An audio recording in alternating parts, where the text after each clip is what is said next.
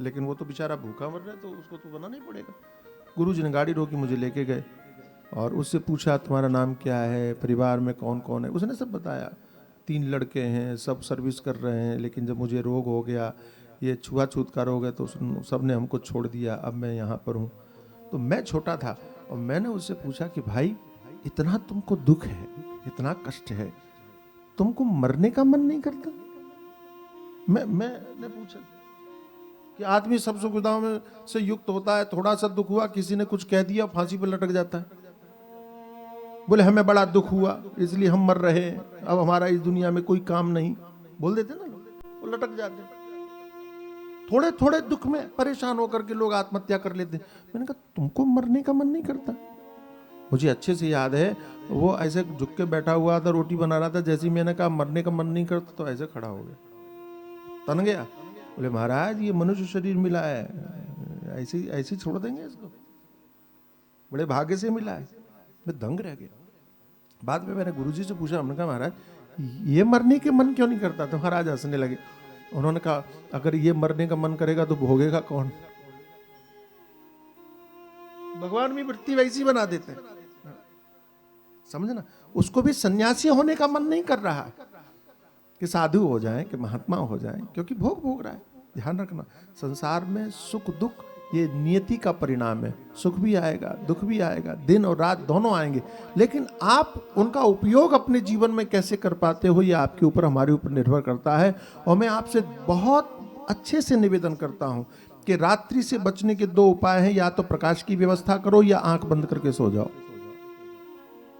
ठीक है।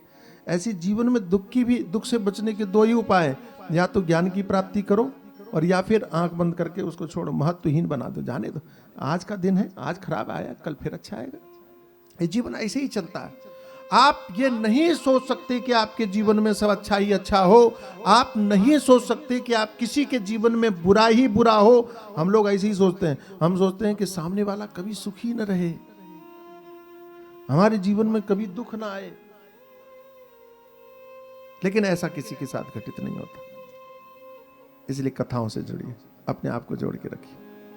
ये कथाएं आपको ज्ञान देती हैं, कथाएं आपको सत्य सिखाती हैं, कथाएं आपको धर्म का उपदेश करती हैं। धर्म का मतलब क्या है? कर्तव्य का उपदेश करती हैं, आपको करना क्या है इसका उपदेश करती हैं। कथाएं आपको महत्व सिखाती हैं जीवन का, तो चाहे वो कर्म हो, चाहे वो कीर्तन हो जिसकी चर्चा हमने की, चाहे वो ज्ञान।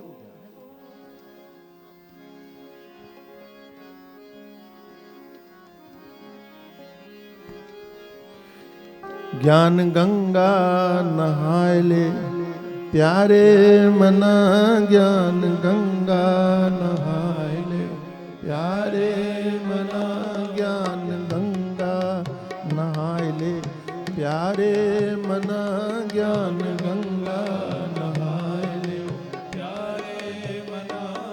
आप लोग मस्ती के साथ गाइएगा। आप समझो डुबकी लगाने के लिए आए। गोस्वामी जी ने एक बहुत बढ़िया बात कही है कि मन कर विषय अनल बन जरई, होय सुखी जो यह पर सर परई। ये कथा क्या है? बोले एक सरोवर है, उसमें डुबकी लगाओगे तो तर जाओगे। अच्छा, ये ऐसा सरोवर है जिसमें डूबने वाले पार होते हैं, किनारे बैठने वाले नहीं। इसलिए इसमें आनंद से स्नान कीजिएगा, मस्ती के साथ गाइए। ज्ञान गंगा नहाय ले प्यारे मन, ज्ञान गंगा ज्ञान गंगा नहाय ले प्यारे मन, ज्ञान गंगा नहाय ले प्यारे मन।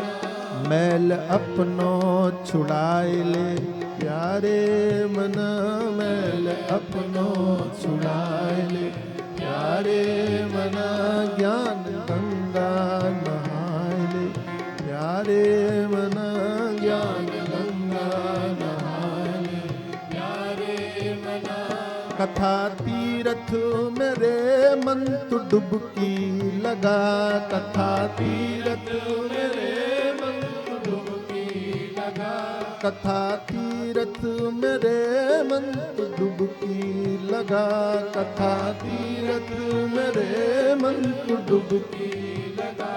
चित्त निर्मल तू कर ले प्यारे मना, चित्त निर्मल तू कर ले प्यारे मना, ज्ञान गंगा नहाय ले प्यारे मना, ज्ञान गंगा नहाय ले प्यारे मना।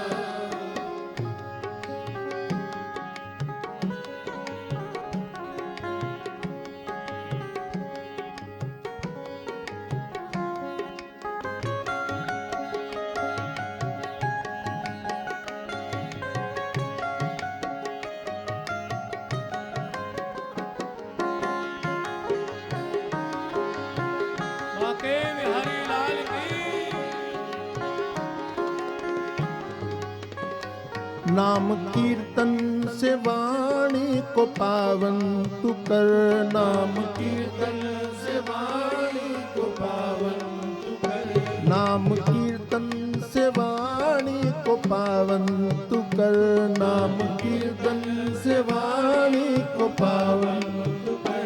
प्रेम ईश्वर से कर ले प्यारे मना, प्रेम ईश्वर से कर ले प्यारे मना, ज्ञान गंगा नहाय ले प्यारे मना, ज्ञान गंगा नहाय ले प्यारे मना।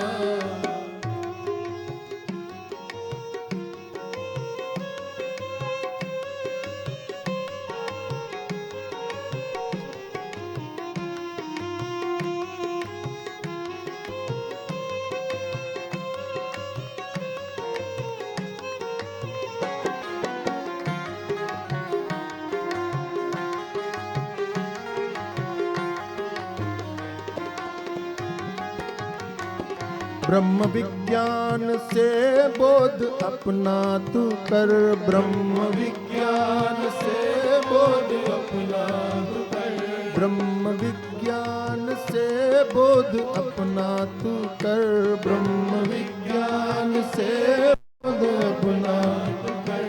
भव सागर से तर ले प्यारे मना, भव सागर से तर ले प्यारे मना, ज्ञान गंगा नहाय ले प्यारे मना, ज्ञान गंगा नहाय ले प्यारे मना। मैल अपनो छुड़ाए ले प्यारे मना, मैल अपनो छुड़ाए ले प्यारे मना, ज्ञान गंगा नहाय ले प्यारे मना, ज्ञान गंगा, ज्ञान गंगा, ज्ञान गंगा। सद्गुरुदेव भगवान की जय। कथा आती है कि भगवान सुखदेव को अयोनिज कहा गया।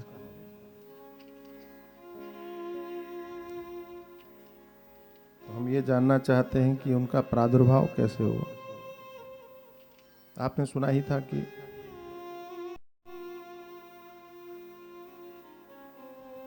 एक दिन की बात, भगवान वेदव्यास जी महाराज संतान के विषय में चिंतन कर रहे थे। कथा जहां से छूटी थी वहीं से शुरू कर रहे हैं, क्योंकि बीच में कई कथाएं आ गई।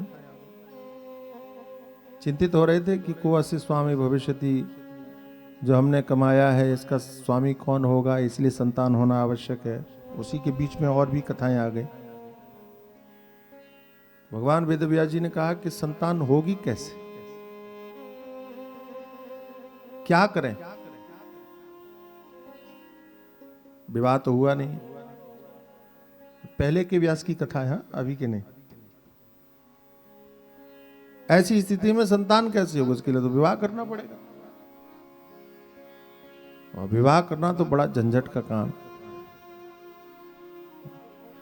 आप लोग तो अनुभवी है, ज्यादा अच्छे से समझो। संतान चाहिए तो क्या करें। तो महात्मा थे, ऋषि थे, बोले तप करते। भगवान शंकर को प्रसन्न किया। शिव जी ने कहा तुम्हारा संकल्प पूरा होगा। और शिव जी तो भोले भाले, भाव भावेश्वर महादेव, यही एक ऐसा द्वार है कि जहां पर सोच विचार करके वरदान नहीं दिया जाता, मांगने वाला जैसे मांग ले तथा। शिवपुराण में आपने सुना होगा कि एक महात्मा थे और पहुंच गए और भगवान शंकर की ने दूसरे देवताओं की तपस्या करी, तो सभी देवता प्रसन्न हुए, क्रमशः आए। क्या चाहिए? अयोनिज पुत्र चाहिए, बिना पत्नी की पुत्र चाहिए। ये कैसे मिल सकता है? सभी देवताओं ने कहा यह संभव नहीं। उन ऋषि ने भगवान शंकर की आराधना की, शिव जी प्रकट हुए, बोलो क्या चाहिए? वो अयोनिज पुत्र चाहिए। तथास्तु, दिया। तो बोले सारे देवता तो कह रहे थे कि ये हो ही नहीं सकता। शिव जी ने कहा ये शिव का दरबार है, यहाँ जहां कहीं नहीं हो सकता वो यहाँ होता है, जो दुनिया में कहीं घटित नहीं होता शिव जी के दरबार। और आपको पता है अयोनिज पुत्र के रूप में स्वयं नंदीश्वर बनकर के भगवान उन ऋषि के वहां पहुंचे। नंदीश्वर अयोनिज पुत्र है, भगवान ने वरदान दिया था और स्वयं भगवान ही नंदीश्वर के रूप में, ये शिव पुराण में कथा थी। भगवान वेदव्यास जी ने भी भगवान शंकर की उपासना की। शिव जी ने कहा कि तथास्तु, तुमको संतान होगी। एक दिन विचार कर रहे थे कि कैसे संतान होगी। शिव जी ने तो कह दिया, संतान होगी कैसे? तो यज्ञ के लिए अरण्य मंथन कर रहे थे।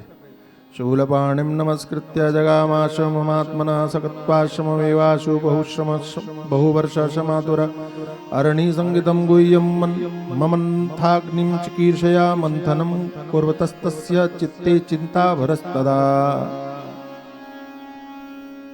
आपने यज्ञ में देखा होगा कि जब लक्षचंडी आदि अतिरुद्र यज्ञ होते हैं तो अग्नि के लिए अरण्य मंथन करते हैं। तो यज्ञ के लिए भगवान वेदव्यास जी महाराज अरण्य मंथन कर रहे थे। उसी समय चिंतन चलने लगा कि कैसे संतान होगी। भगवान शंकर ने कह तो दिया, लेकिन संतान होगी कैसे, ये विचार कर ही रहे थे। सोचने लगे पत्नी कहां से लाऊंगा, ऐसा ऐसा कुछ कुछ विचार मन में आ रहा था। तभी एक अद्भुत घटना घटी। एक अप्सरा थी, घृताची उसका नाम था। अप्सरा निकली उसी समय, अरण्य मंथन कर रहे थे, तभी अप्सरा उनको दिखाई, बड़ी सुंदर थी और इनका मन लोभायमान हो गया। कथा बड़ी विचित्र है, थोड़ा अटपटी लगेगी। श्रीमद् देवी भागवत में बहुत अटपटी कथा है, लेकिन मैं पुनः आपसे निवेदन करता हूं कथा का संदेश समझने का प्रयत्न कीजिएगा, कहानी को नहीं, क्योंकि कल्प दूसरा है। इस कल्प में ये कथाएं समझ में जल्दी नहीं बैठेंगे। तो उन्होंने उस घृतासी अप्सरा को देखा। अभिलाषा संतान की थी ही। अप्सरा को देखा तो मन में आया कि इसके साथ विवाह कर लूं, भगवान शंकर का वरदान सिद्ध हो जाएगा। लेकिन तभी मन में आया कि अगर विवाह किया तो लोग कहेंगे कि ये कैसा ऋषि, यज्ञ कर रहा था उसी समय पर अप्सरा पर मोहित हो गया। लोकापवाद तो बड़ा बुरा है महाराज। लोग मुझे कामासक्त कह करके मेरा मजाक उड़ाएंगे, उपहास करेंगे। इसलिए मान मर्यादा का भी ध्यान रखना, ऐसा नहीं कर सकते। लेकिन भगवान की लीला बड़ी विचित्र होती है। अप्सरा ने देखा कि ऋषि लगातार मुझे देख रहे, घृताची ने। ये तो चिंतन कर रहे थे कि क्या करूं, तब तक वो डर गई, भयभीत हो गई, कहीं ऋषि मुझे शाप न दे दें कि मैं उनकी यज्ञ में और बाधा बन रही हूं। तो वो शुकी बन करके, शुक बोलते ना, क्या गुजरात में पोपट बोलते, क्या बोलते, तो शुकी बन करके उड़ गई जान बचाकर। और जिस समय पर वो शुकी बन करके उड़ी, उसी समय पर भगवान वेदव्यास जी महाराज का तेज अग्नि में गिरा। भगवान की लीला विचित्र देखी। वो तेज एक बालक के रूप में परिवर्तित हो गया। वेदव्यास जी को बड़ा आश्चर्य हुआ कि ये बालक कहां से आ गया। भगवान शंकर का वरदान स्मरण हुआ। इनके मन में आया कि शिव जी ने वरदान दिया था, ऐसा लगता है कि भगवान शंकर ने ही ये पुत्र मुझे प्रदान किया। तो उस पुत्र का नाम क्या रखें? तो घृताची अप्सरा को देख करके ऐसा घटित हुआ था, वो शुकी के रूप में उड़ गई थी, इसलिए उसका नाम शुक रखा। उसके प्रभाव से शुक। बीच में एक कहानी और आती, मैंने कहा ना इसमें कहानी के अंदर कहानियां आती। तो इनके मन में आया कि कहीं अगर मैंने इस अप्सरा के साथ में विवाह कर लिया तो मैं दुखी हो जाऊंगा। कैसे दुखी हो जाऊंगा? बोले जैसे पुरुरवा दुखी हुआ। तो पुरुरवा कौन? कल हम चर्चा कर रहे थे कि बुध के पुत्र बुध और इला, सुद्युम्न इला, कल जो कथा आप सुनी थी आपने, तो इला और बुध के जो पुत्र हैं वो पुरुरवा। तो बुध की उत्पत्ति कैसी हुई, सवाल ये हुआ। पहले तो बुध आने चाहिए ना, बुध कहां से आए? तो कथा बीच में आती है कि चंद्रमा एक बार बृहस्पति की पत्नी को लेकर के घर पर चले गए और इसमें बड़ा विवाद हुआ। बृहस्पति ने कहा कि तुमने बड़ा अपराध किया, तुम्हें ऐसा नहीं करना चाहिए, गुरु पत्नी को तुम लेकर के चले गए। और आप श्रीमद् देवी भागवत में संवाद पढ़ोगे तो आपको लगेगा कि हमारे यहाँ किसी भी विषय पर कितना खुलकर विचार करते हैं। हमने किसी की भावनाओं को, विचारों को दबाने का प्रयत्न नहीं किया। हम खुली विचारधारा के लोग हैं। चंद्रमा के तर्कों को सुनोगे तो एक अलग ही दृष्टि आपको दिखाई पड़ेगी। बृहस्पति की बातों को सुनोगे तो आपको धर्म दिखाई पड़ेगा। लेकिन चंद्रमा जब बोलते हैं तो बृहस्पति के ही सिद्धांत के अनुरूप बात करते हुए अपनी बात को प्रतिष्ठित करते हैं। समझ में नहीं आता कि कौन सही कौन गलत है। इसलिए मैं अनेक बार कहता हूं आपको कि धर्मशास्त्र में हमारे यहां कई बार लोग कहते हैं कि गुरुजी की क्या आवश्यकता, और मैं आपसे बहुत स्पष्ट कहता हूं कि हमारे धर्मशास्त्रों में कोई भी ऐसी बात नहीं है जिस बात की विरोधी बात का उल्लेख न हो। जैसे सत्य बोलना चाहिए कि झूठ बोलना चाहिए, बोलो। देखो बोलना पड़ेगा। मुझे पता है कि सत्य बोलना चाहिए, यही बोलोगे, लेकिन आप बोलोगे तो मुझे अच्छा लगेगा। सत्य बोलना चाहिए कि झूठ बोलना चाहिए? हाँ, ये बात बहुत अच्छा, सत्य बोलना चाहिए, ठीक है।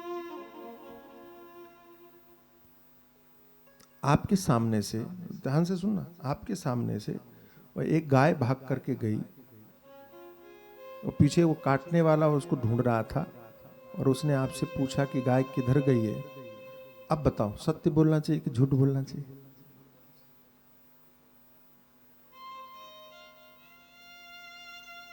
एक जगह लिखा सत्य ही सबसे बड़ा धर्म है और दूसरी जगह लिखा नहीं, किसी का जीवन बचाना सबसे बड़ा धर्म है। तो कौन सा धर्म कब कहां पालन करना चाहिए, ये निर्णय कौन करेगा? ये गुरु करेगा। हमारे लिए कौन सा उपयोगी? देखो, मैं सिर दर्द होता है ना, सिर दर्द, मार्केट में जाओ, सिर दर्द को खत्म करने के लिए 50 दवाइयां हैं। 50 मैंने कम बोली, ज्यादा ही होंगी। और दवाइयां जो है 50 वो तो है ही है, और तुम्हारे घर के जो उपाय होते हैं वो अलग। घर में माताओं को पता नहीं कितने उपाय आते हैं, ऐसा कर लो, वैसा कर लो, ये कर दो, वो कर दो। लेकिन क्या करना चाहिए, ये भी कथा सुनने आई। हाँ बिल्कुल, बात सुनना। और बड़े प्यार से आई, पीछे से आराम से आई, किसी को डिस्टर्ब भी नहीं कर रहे, आराम से। बढ़िया, देवी बैठ जा। वो यजमानी के पास गई और कहीं नहीं गई।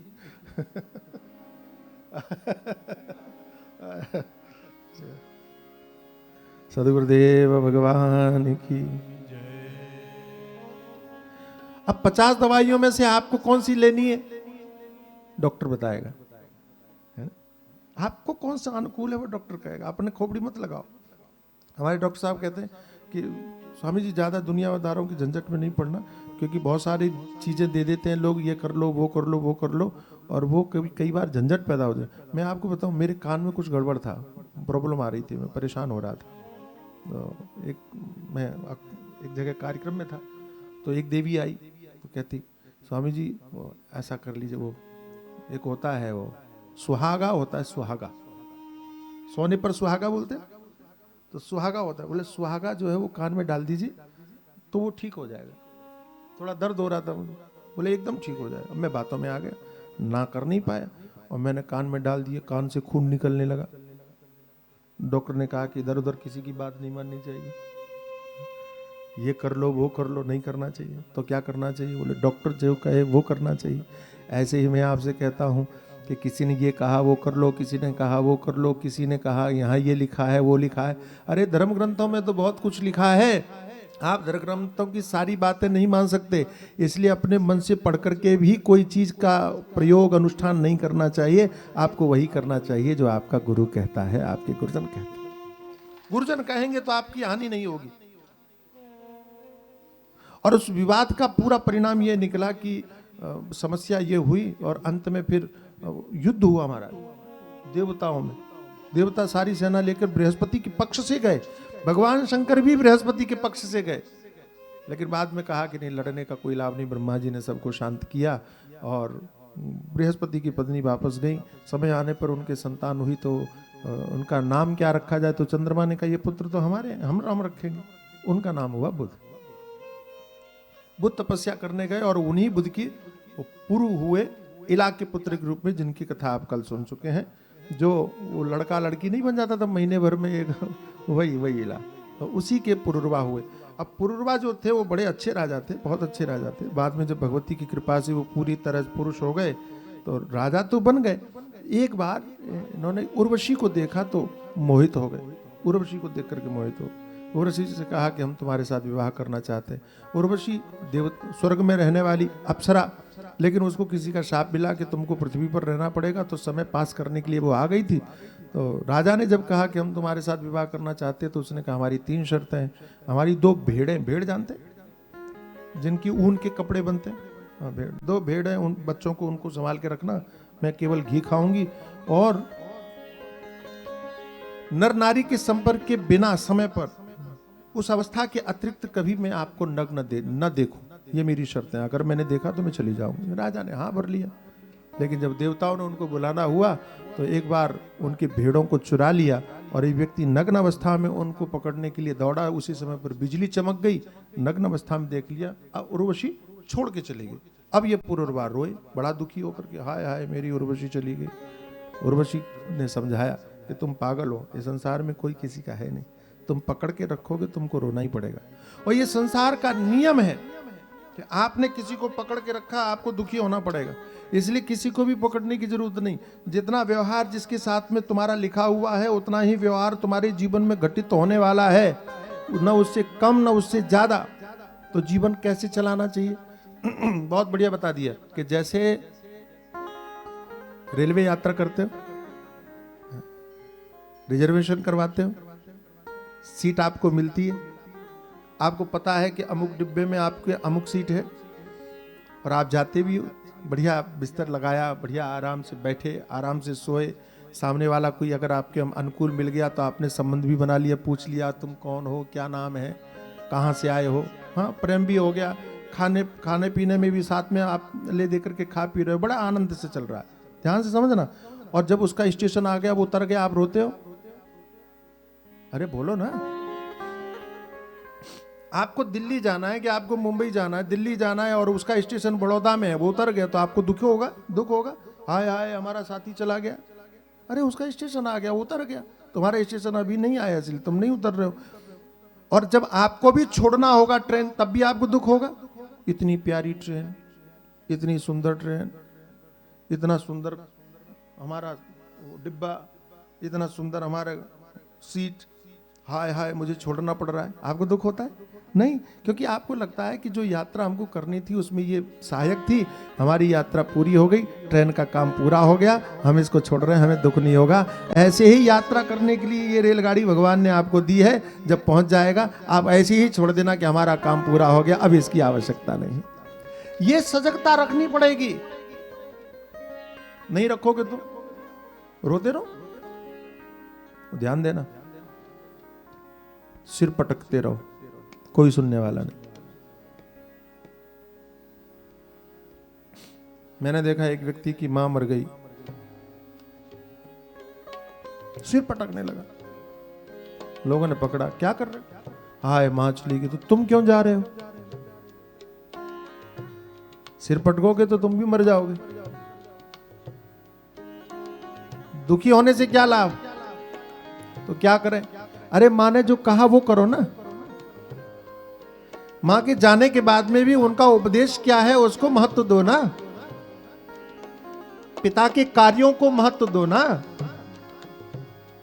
मनुष्य जीवन, अच्छा कितनी गजब बात है, हम माता की चिंता कर रहे हैं, पिता की चिंता कर रहे हैं, दुनिया की चिंता कर रहे हैं, लेकिन जिसने ये सब संयोग दिया, ऐसे माता दी, ऐसी माता दी, ऐसे पिता दिए, ऐसा परिवार दिया, ऐसा मनुष्य शरीर दिया, उस परमात्मा की एक बार भी चिंता नहीं कर रहे। करना तो उसका चाहिए, इसलिए छोड़ो, तुम दुखी मत हो। उर्वशी ने जब कहा तो उसको थोड़ा शांति मिली। भगवान वेदव्यास जी ने कहा, अगर मैंने इस अप्सरा के साथ में विवाह कर लिया तो मुझे भी दुखी होना पड़ेगा, ये तो अप्सरा है, अप्सरा तो छोड़ के जाएगी, इसलिए इसके साथ विवाह नहीं करना।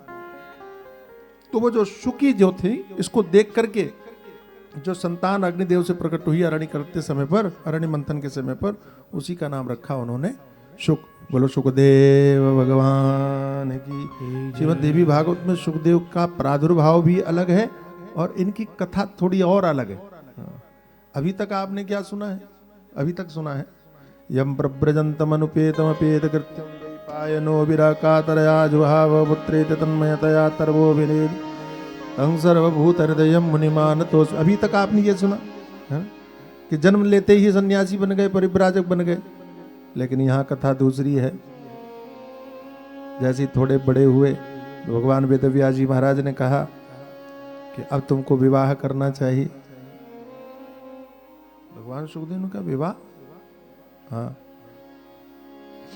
क्यों?